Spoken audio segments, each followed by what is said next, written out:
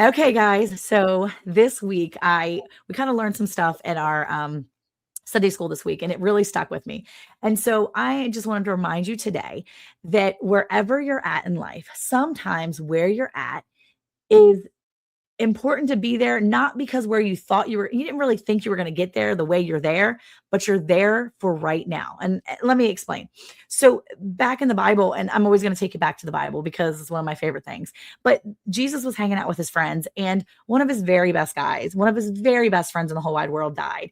And Lazarus was dead, and he was thrown in a tomb, and his sisters were flipping out. I mean, they were like super upset, and they were like, y'all need to go let Jesus know our brother's dead. He is super dead. He is dead, dead. And Jesus is like, guys, I get it. I get it. He's dead. And so if you go back and you look at the book of John, he understands. He says to his friends that he's with, I get it. He's dead. We're going to go. So finally, a couple of days later, actually on day 4 of Lazarus being dead, he goes back. And when he gets there, everybody's like, kind of upset. And people are saying, look, before he leaves, actually, he says to his friends, he says, look, guys, Lazarus died. And he says in verse 15, and I'm glad for your sakes that I wasn't there, so you would believe, but let's go to him. So he says to them, I'm glad that I wasn't there. Let's go now. So on day 4, they go back.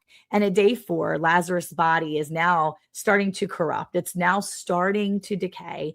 And his body is starting to kind of stinkish. And his sister points that out when Jesus shows up with his posse of guys. And she is flipping out. And she's like, I'm super upset. And he's like, look, it's going to be fine. So they roll the stone away. And Martha, again, she's his, that's his sister. So they roll the stone away. And Jesus said, look, didn't I tell you back then, if you would just believe you're going to see God's glory, you would see God's glory. So they took the stone away, and Jesus looked up to heaven and prayed. And he said to God, Father, I thank you that you have heard me. And then he says in verse 42, but I knew that you always hear me. Nevertheless, because of the people standing around, I'm going to say it so that they might believe that you sent me. So Jesus is here. He's standing in front of the stone. The stone is rolled away. He's standing in front of this crowd of people. And again, he says, I'm doing this so that these people believe who I am. And so they didn't want to be in this situation. And Jesus really probably didn't want to be in this situation with his best friend dying. But he brings Lazarus out from the grave, and he walks again, and he's back to life. And this all relates to us because we know that we're in situations sometimes that we don't want to be in. But Jesus does things so that we will believe in him. He allows us to be through things and get through things in life every day. And some things are way worse than others.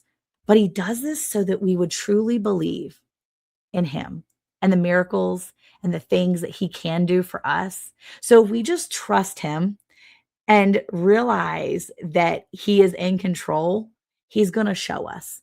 And he may not raise Lazarus from the dead in our lives every day. He may not do these big, big miracles in our lives every day. But we have to remember that just because we don't think it's something big doesn't mean it doesn't matter. So wherever you are in your day, wherever you are in your week, just know that God has you there for a reason.